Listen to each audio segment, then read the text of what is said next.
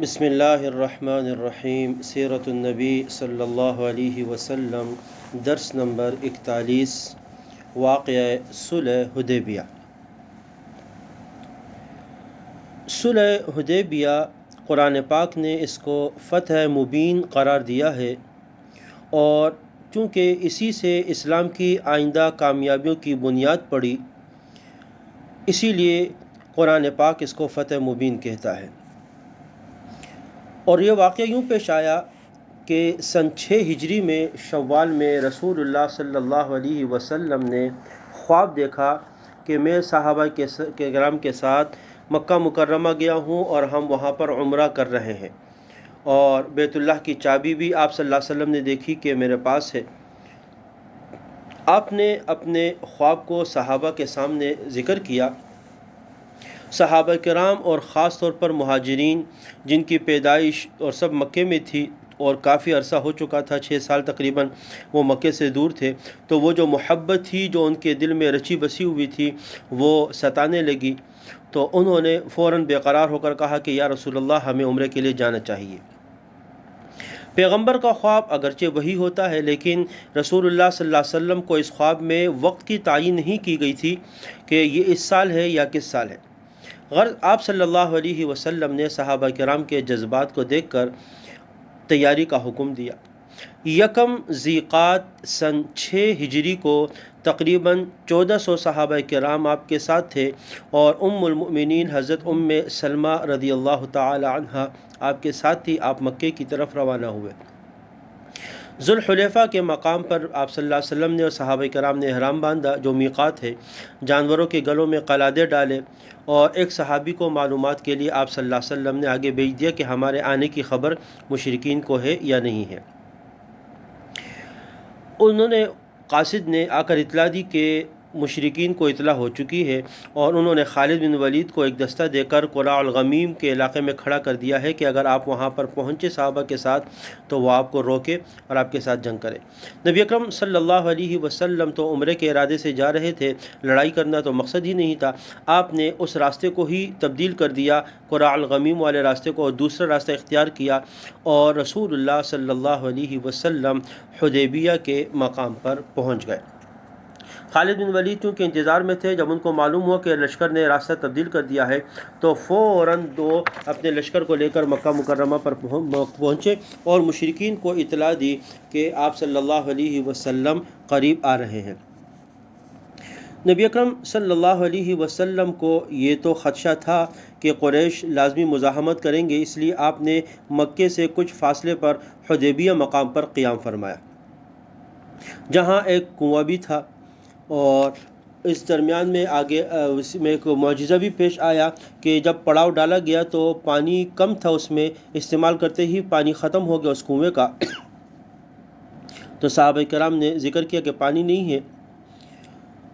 نبی اکرم صلی اللہ علیہ وسلم نے ایک بڑے پیالے میں اپنا دست مبارک ڈالا، اور آپ صلی اللہ علیہ وسلم کی مقدس انگلیوں سے پانی کا چشمہ جاری ہوا۔ پھر آپ نے خشک کنویں میں اپنے وضو کے برتن اور اپنا ایک تیر ڈالا، تو کہا کہ اس تیر کو اس میں ڈال دو، تو کنویں کا پانی ابل پڑا، یہاں تک کہ پورے لشکر کے لیے اور جانوروں کے لیے، سب کے لیے وہ پانی کافی ہو گیا۔ یہ معجزہ بھی وہاں پر پیش آیا۔ پھر نبی اکرم صلی اللہ علیہ وسلم نے وہاں پر قبیلہ خزاعہ کے ایک بااثر آدمی بدیل کو قریش کے پاس پیغام دے کر بھیجا کہ ہم عمرے کے ارادے سے آئے ہیں، اور آپ جا کر ان کو ہمارا پیغام دے دیجئے۔ وہ شخص وہاں پر گیا اور اس نے مشرکین کو نبی اکرم صلی اللہ علیہ وسلم کا پیغام دیا۔ قریش نے انکار کیا اور ایک جنگ کی سی صورت پیدا کرنی چاہی کہ کوئی جنگ کی طرف بات چلی جائے۔ نبی اکرم صلی اللہ علیہ وسلم اس ارادے سے تو آئے نہیں تھے سرے سے۔ خیر، مشرکین نے اس کے بعد اپنے قاصد بھیجنا شروع کیے۔ 3 قاصد یک کے بعد دیگرے ان کے آئے۔ پہلے مکرز بن حفص آیا، نبی اکرم صلی اللہ علیہ وسلم سے بات کی۔ اس کے بعد حلیس بن علقمہ آیا، اور اس کے بعد تیسرے نمبر پر عروہ بن مسعود ثقفی جو ہے قریش کی طرف سے نمائندہ بن کر آپ صلی اللہ علیہ وسلم کے پاس آئے۔ عروہ بن مسعود ثقفی نے اپنی بڑائی کو ظاہر کرنے کی کوشش کی اور نبی اکرم صلی اللہ علیہ وسلم کے ساتھ بے تکلفانہ انداز سے بات کرنا چاہی۔ صحابہ کرام نے اس کو قطعاً پسند نہیں کیا اور اس کو ٹوکا۔ اس کو نبی اکرم صلی اللہ علیہ وسلم اور صحابہ کرام کی محبت اور عقیدت کا اندازہ ہو گیا۔ آخر اس نے واپس جا کر قریش کو اطلاع دی کہ میں نے قیصر و کسریٰ اور نجاشی کے دربار دیکھے ہیں، لیکن یاد رکھو جو عقیدت صحابہ کرام کی نبی اکرم صلی اللہ علیہ وسلم کے ساتھ ہے اس کی مثال نہیں ملتی ہے۔ اور اسی درمیان میں کہ یہ درمیان میں صلح ہو جائے، بات ہو جائے، تو کچھ نوجوان ایسے تھے کہ ان کو یہ لگا کہ شاید رسول اللہ صلی اللہ علیہ وسلم کے ساتھ مذاکرات ہو جائے، تو انہوں نے مسلمانوں پر حملے کا منصوبہ بنایا اور رات کی تاریکی میں حملہ کر کے تاکہ ہم حملہ کر دیں گے۔ چنانچہ جبل تنعیم کے راستے سے 70 کے قریب نوجوان تھے اور انہوں نے حملہ کرنا چاہا۔ مسلمان چونکہ پہرا تو دے رہے تھے، تو مسلمانوں کے کمانڈر محمد بن مسلمہ اور ان کے ساتھ جو ساتھی تھے انہوں نے ان کو گرفتار کر لیا اور رسول اللہ صلی اللہ علیہ وسلم کی خدمت میں پیش کیا۔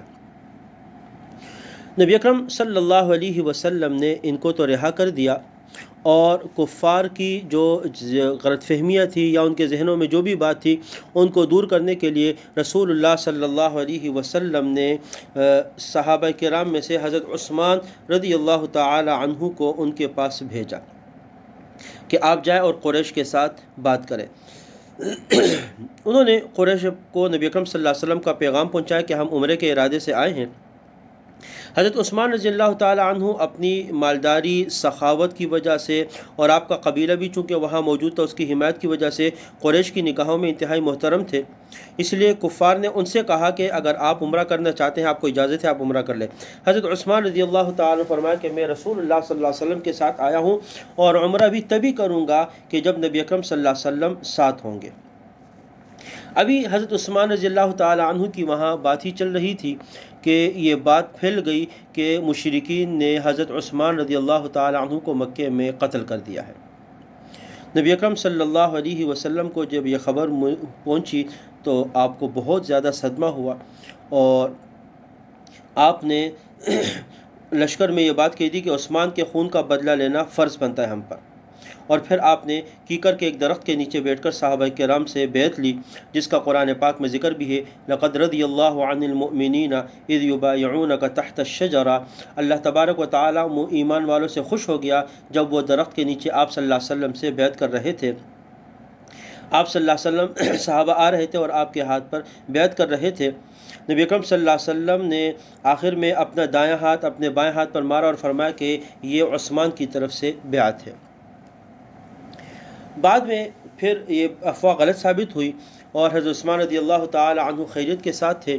اسی درمیان قریش کے کچھ نوجوانوں نے جو صلح کے خلاف تھے دوبارہ مسلمانوں پر حملہ کرنے کی کوشش کی، لیکن وہ بھی گرفتار ہو گئے، اور اب جب وہ گرفتار ہوئے تو قریش نے ایک اور وفد بھیجا جو کہ سہیل بن عمر اس وفد میں تھا اور نبی کریم صلی اللہ علیہ وسلم سے بات کرنے کے لیے آیا۔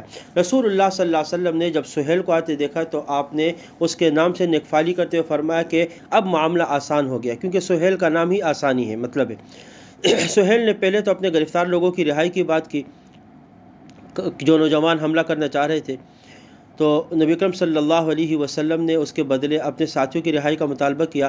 حضرت عثمان رضی اللہ تعالیٰ عنہ اور دیگر صحابہ رہا ہو گئے، اور اس کے بعد سہیل بن عمر اور نبی اکرم صلی اللہ علیہ وسلم کے درمیان ایک معاہدہ ہوا جس کو صلح حدیبیہ کہا جاتا ہے۔ انشاءاللہ اگلے درس میں اس معاہدہ اور اس کی شقوں کا ذکر ہوگا۔ وآخر دعوانا ان الحمد للہ رب العالمین۔